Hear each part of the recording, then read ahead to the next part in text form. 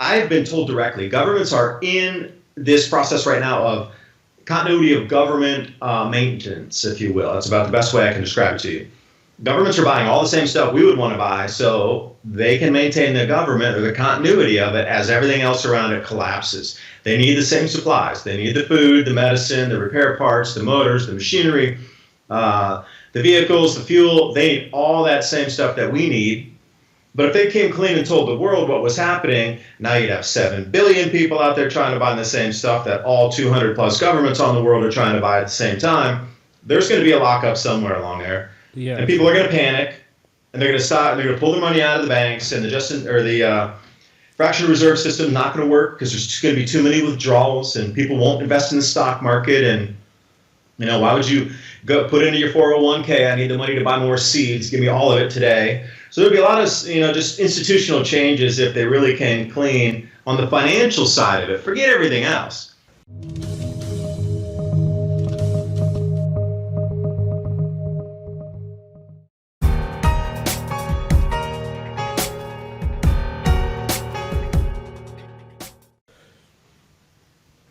And again, it shows you in the schooling system where the priorities lie. It seems that there's a concerted effort, at least in my own opinion, to steer everybody away from the basic knowledge of how these cycles are repeating, because it is such an integral part to keep our society functioning until the very last minute before the wheels fall off.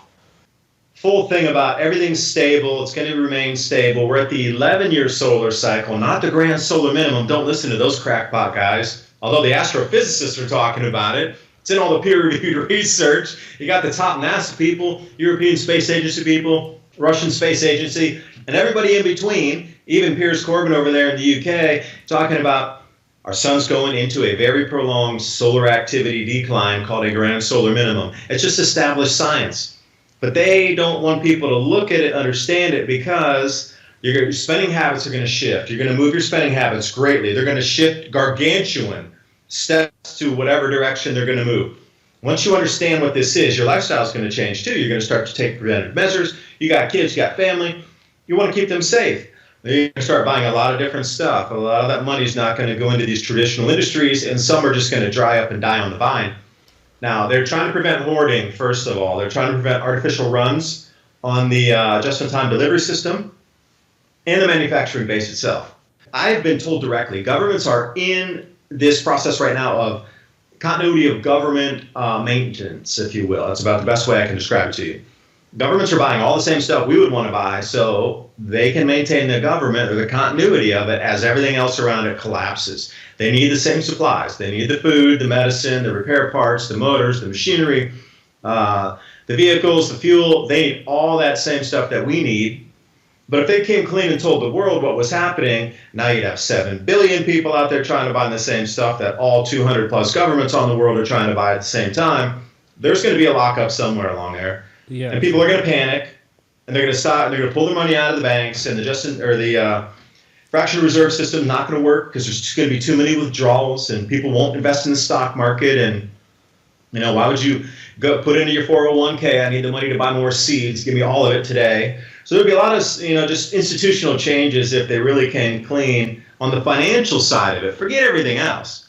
Just the way the financial system works globally would collapse if they came clean and people started to adjust their spending or not putting it into the traditional investment mediums because, hey, you can retire in 50 years, 30 years. Don't worry about that. It's coming now. So this is what I believe, that there's a lot of reassurances in the media that it's only 11 year and everything's stable. And I don't know if you see those same articles, but there's a full court press here about everything's stable. Everything is totally stable. Back to work here in the U.S. media. No, I haven't seen that actually. I haven't seen I've seen the mentions of it, but that's about it. That's just that's what I old search on the old Mid Hathaway. Remember the Solar Science Physics group talking about the solar minimum? Yeah, they were more than 100% wrong on their predictions. Pretty much when you look at the predictions from the last solar cycle, John Casey's the person you want to follow. He's a former NASA space advisor as well. He was the only one who pretty much got it right in that 78 to 79 range. Everybody was up in the 120s. And again, when we come for solar cycle 24 predictions here, 25 predictions rolling out, they're completely. I personally feel that they're calling too high again. But again, it goes right back into that keeping society stable.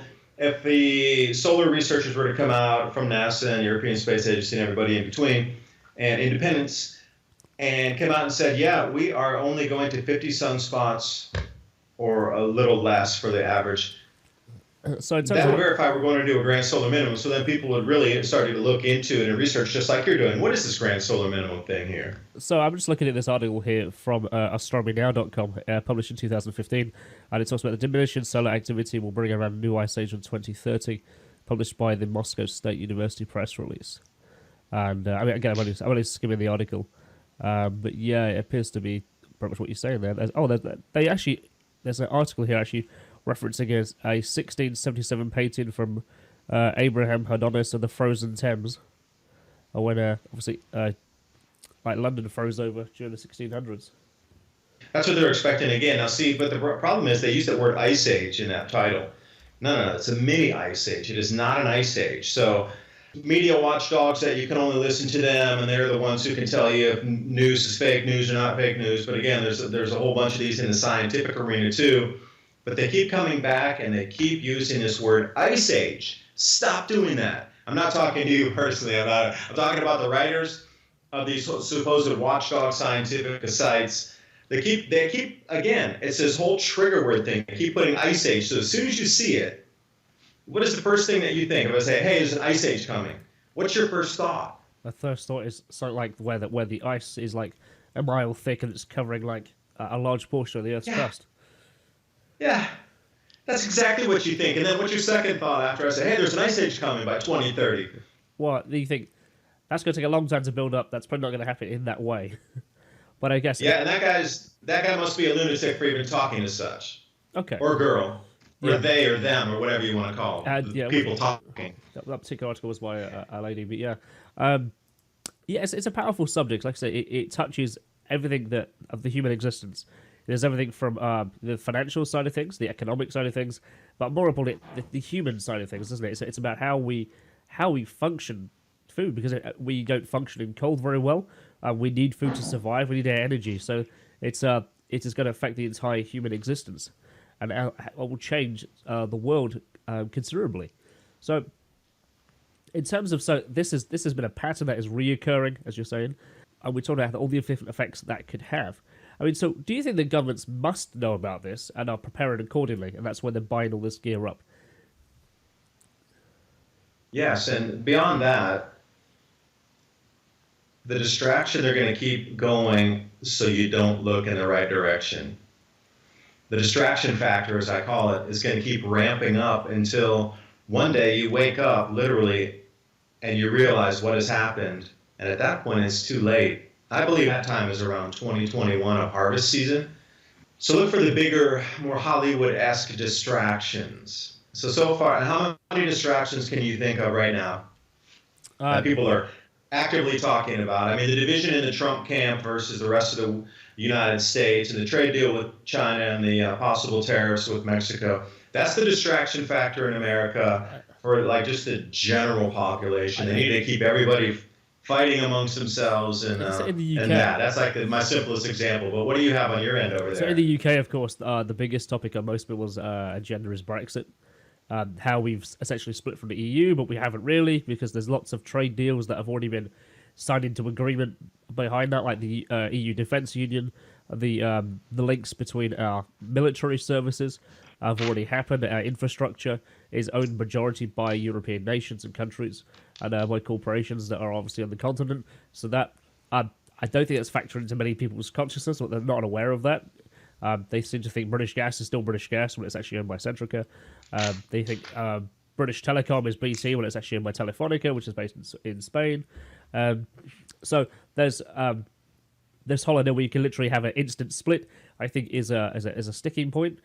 We now have Prime Minister has now resigned from role, so we have political divisions within each political party that are for and against, because they don't. I just don't think they know how to do it. And every political party wants to take over so they can make their grand vision come to fruition. But within each of those camps, there's lots of different divisions themselves. So Brexit is quite the mess. Then you have the situation so with Ireland, which is Ireland is part of the EU. Northern Ireland isn't. So there's effectively what they call it a hard barrier there, where or a soft barrier, literally. People can come in that way and then just come to England, or do they reinforce it? That doesn't happen. And they've obviously been considerable time in the last 20 years between Northern Ireland and Ireland to have a much more settled agreement. They appear to be much more coherent in terms of conversation and dialogue these days. But Brexit is pushing that back the other way. The situation crisis happening, which again is driven by need for food or need for a better life, because where they've come from is very difficult. Finger pointing everywhere, wherever you look. They're getting everybody to point fingers and just be so distracted by the smaller things in life that this is the point I'm getting at. It goes on in every single country. They're keeping the finger pointing going on, so you're not really looking at the greater picture of why your food price just went up 20%. Yeah. Thought the inflation rate was 2%.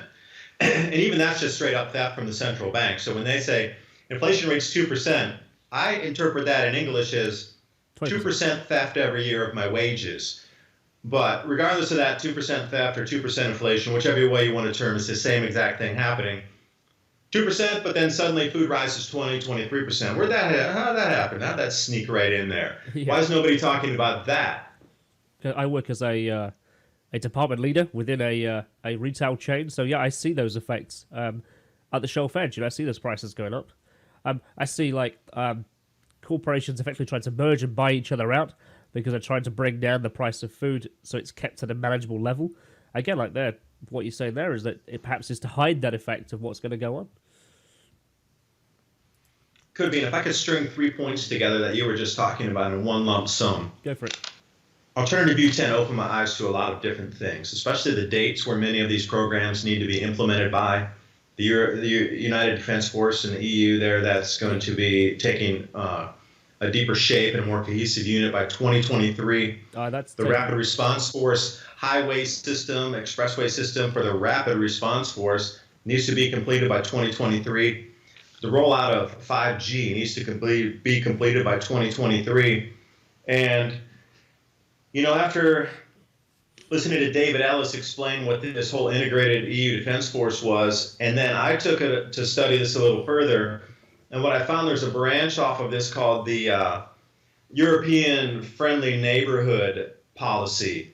Well, this gets the EU straight down into North Africa and the exact same areas where the Romans were growing grains to send back to Rome during the height of the Roman Empire. It was much rainier and much wetter back then. In the presentation, I talked about the rain cycles returning to North Africa. So how is this EU United Defense Force going to occupy North Africa, right in the same grain-growing belts that the Romans had? More rain now, grain's coming back. Libya got incredible production. Tunisia this year, all-time record production. And then somehow, northern 55 north and above in the Ural Mountains, terrible planting this year. Bulgaria just got flooded out, half the corn. France just got ripped across with that that cyclonic bombogenesis that took out whatever crops were in the field that had emerged. America's down 58%. It's the lowest crop planting. Even back, you have to go back prior to 1938 in America to find the least amount of crops. And China just lost 30% because of this ravaging, armyworm invasion there. They're eating everything alive. Literally, this old armyworm is going off the hook. So we have major crop loss on the corn side of things. The wheat's not doing much better, but then we got all these united fronts coming through to occupy grow zones in North Africa. And here's the kicker, that date 2023, let that stick in your mind. Because this is the first years that myself and everybody I talk with talk about the first global food shortages happening, to the point where, and it's going to be so far in the face that it's going to cause panic, and this is when we're going to see some real shifts in our society. Are these exact same dates, 2023 and 24?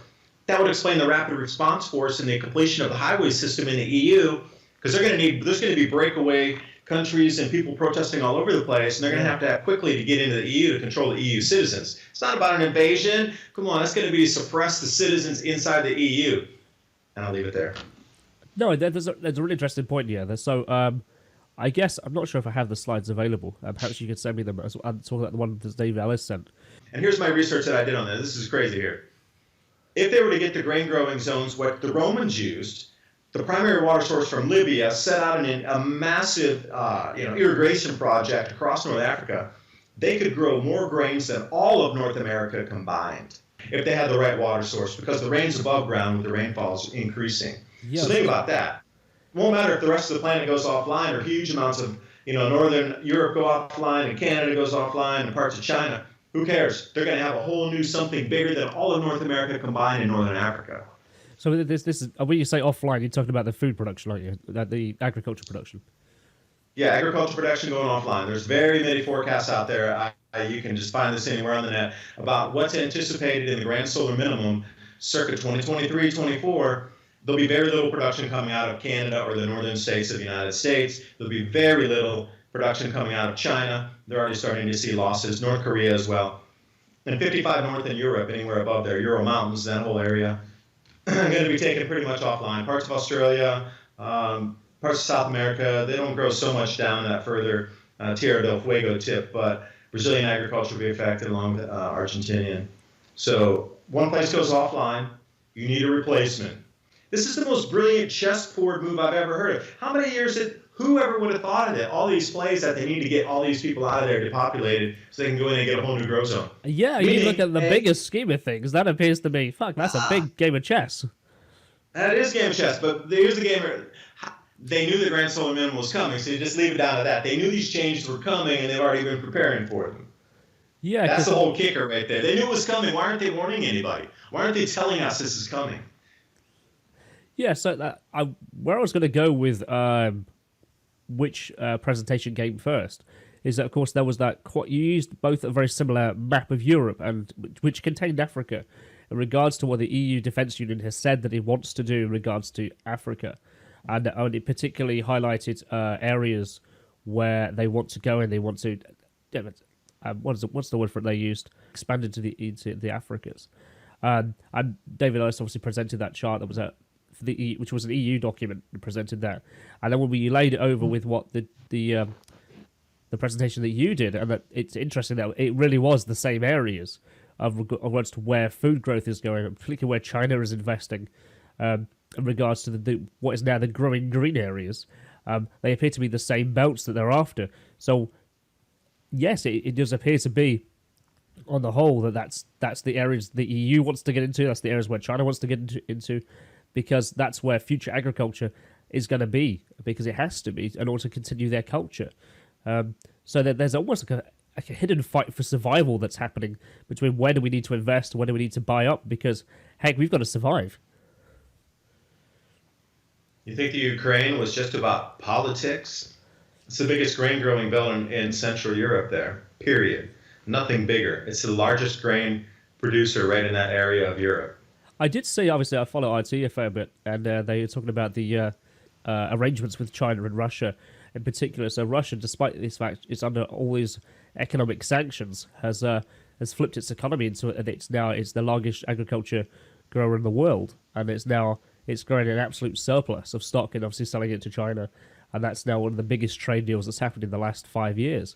That's huge, and it ties in very well into what you're saying, is that whole area of like a lower end of Russia, it's this huge grain belt of crops that they can grow and export. And I think that's why essentially like countries like the US, like Europe, because I guess they want those same areas as well.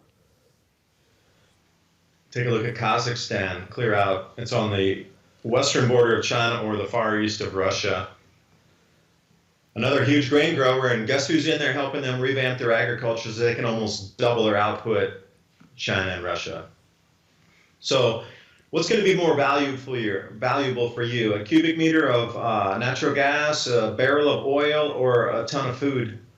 Well, the ton of food is very short-term prospect as to how long it will last. But I guess you've got to flip your agriculture growth. You have to turn it to be vertical. You've got to grow in the smallest amount of space.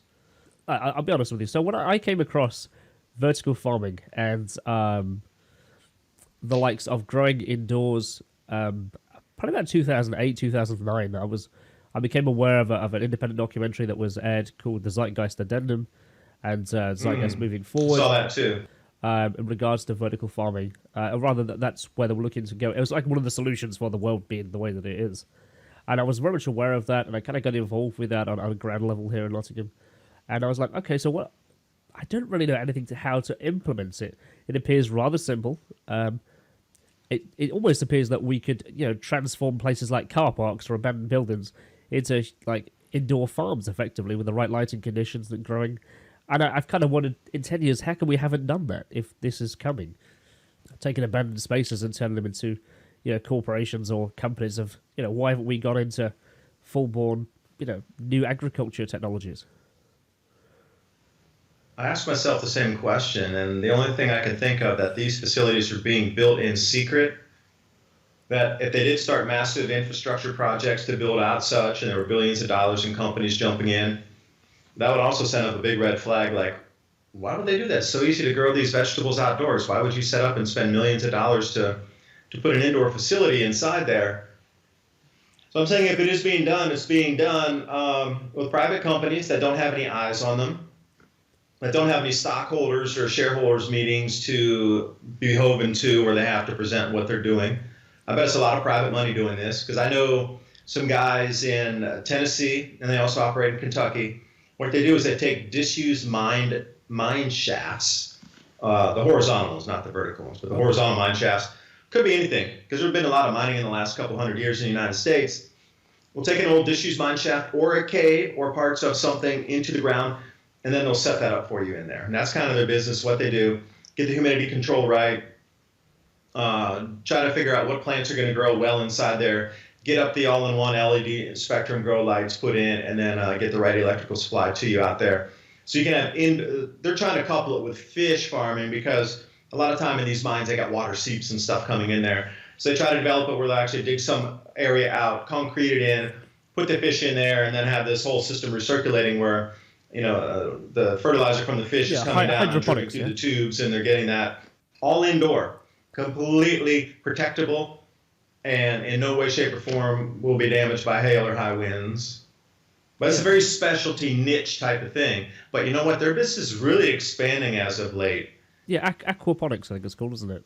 The way you... Yeah, with the fish when you add it in. But what I do out on my back patio out here is I just have the vertical grow tubes. Now, you ask how to set one of these things up.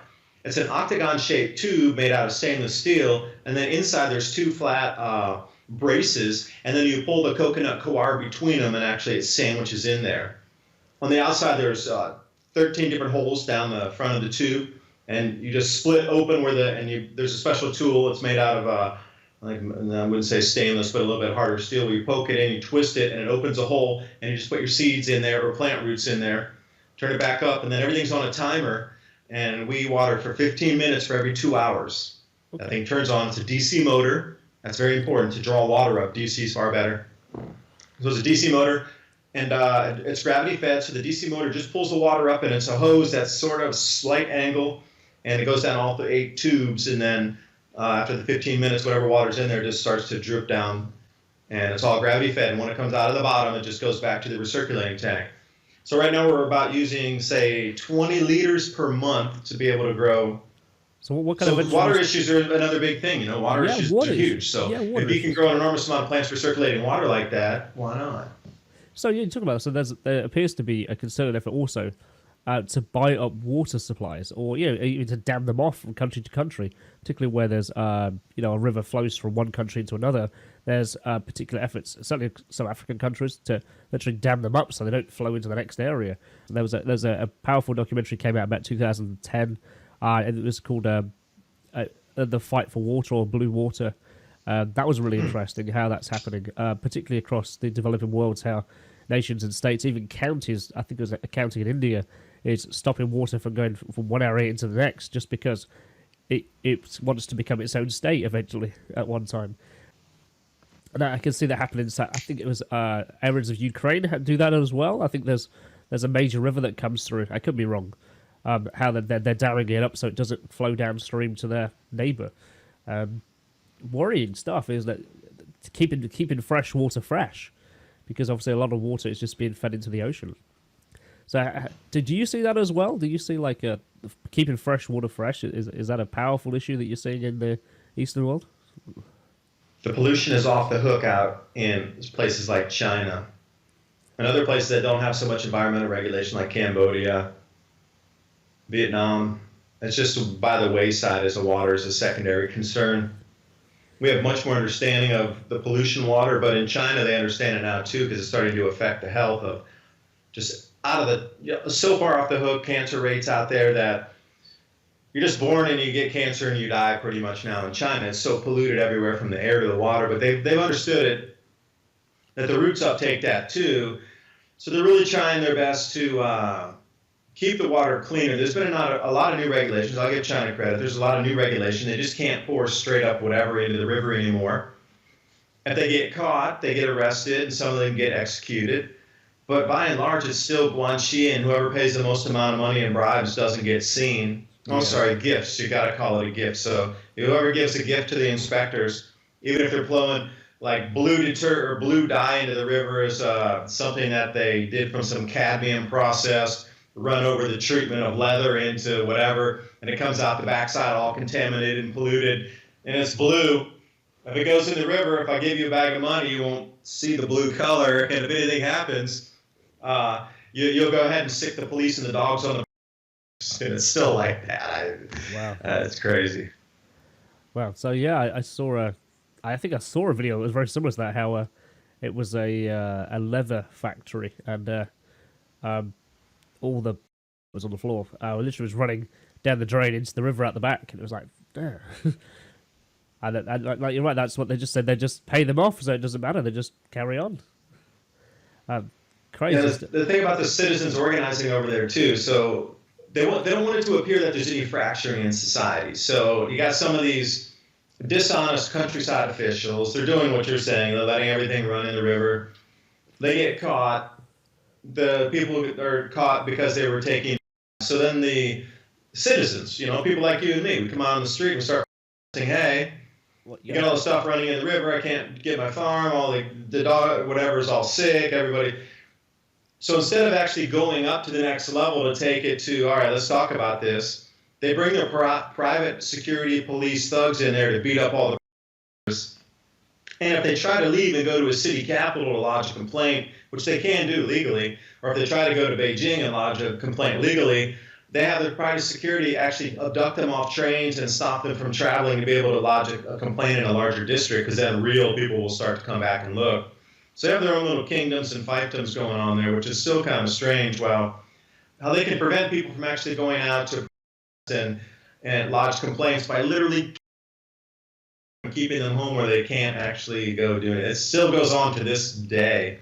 Really, it's a really strange way it works over there, but water's a main contentious issue, and they've been exploring for a lot of something called primary water, which Deborah Tavares talked about at the AB10 conference. Yeah. So think about a tree, and the tree comes up from all the roots from underground, and it comes up to the trunk. Well, if you rip that tree out of the ground, you got all those roots that are all over the place. And plunk it back in. All those roots are being fed, and let's say at the end of one of those roots is an aquifer. Could be something coming out of the side of a mountain. Could be actual pools of water under the earth or whatever it is. But that all is leading back to a primary source that's recharging, because they find that some of these aquifers, they're recharging, but they're recharging faster than what could be from the rainfall from above. Yeah, that's right. They're not refilling fast enough, are they? That's yeah. Some are refilling way faster than anticipated too. Like there's some oil wells that refill really fast as well. That's from pressure from some other source pushing it in there. Yeah. So they call this primary water because that's coming from like a main trunk vein. And what you see way out there at the end of an aquifer is just like the tip of an end of a root off the bottom of the root ball on a tree. So what they're trying to do is trace these back to where the original like trunk water source is.